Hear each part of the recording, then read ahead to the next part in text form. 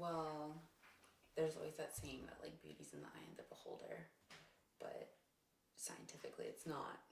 It's not in the eye of the beholder. I mean, yeah, there can be some variation on like what you think is beautiful, but there's like basically an archetypal ratio of the face that has to do with symmetry. I'm not quite sure what the digits are. I watched a documentary on it with John Cleese. I forget what it's called, but it's like there's like it has to have like this certain ratio of features. Like there has to be like between like the measurements are like from your forehead to like your nose or something, and like beautiful people fall within those ratios, and it has to do with symmetry. So I guess beauty is like ingrained in symmetry, and then the reason why it's ingrained in symmetry because evolutionary speaking, like beautiful people were more symmetric, and therefore like asymmetrical people, like people that had like, you know, an eye gone, or like, because you know in caveman days people would lose their eyes all the time or get contract diseases that would like make their face asymmetrical or their skin like uneven, and that meant that they weren't unhealthy individual, and they didn't have strong genes. So the people that did have symmetry had strong genes. So it's like sort of a sexual selection type of thing. It's like people choose people that have strong genes and are symmetrical. So I guess scientifically, beauty is like an indicator of like overall health. You know, you know what I'm saying? Yeah. So, yeah. I got a good question coming up. Okay. See if I can unplug the fridge. You are doing so good. By the way, thank you so much. My bad. Just unplugging the fridge. Is it really sensitive to noise? What? Is that really sensitive to noise? Oh yeah. Or this thingy? No, it picks up everything, which is say. Okay. It picks up everything. Okay. So here we go. It's about to get serious. Okay. Yeah. Tell me if you don't want me to go there. No, go there. Would you consider yourself as a beautiful person?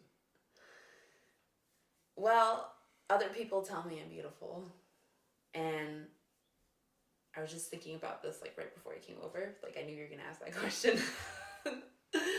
And there's this like weird conundrum in Western society that's like culture tells us to be beautiful, like you need to be beautiful. But then when people express that like, oh, I'm beautiful, then it's like, no, you're not. You're narcissistic. You're selfish. Like you're not pretty.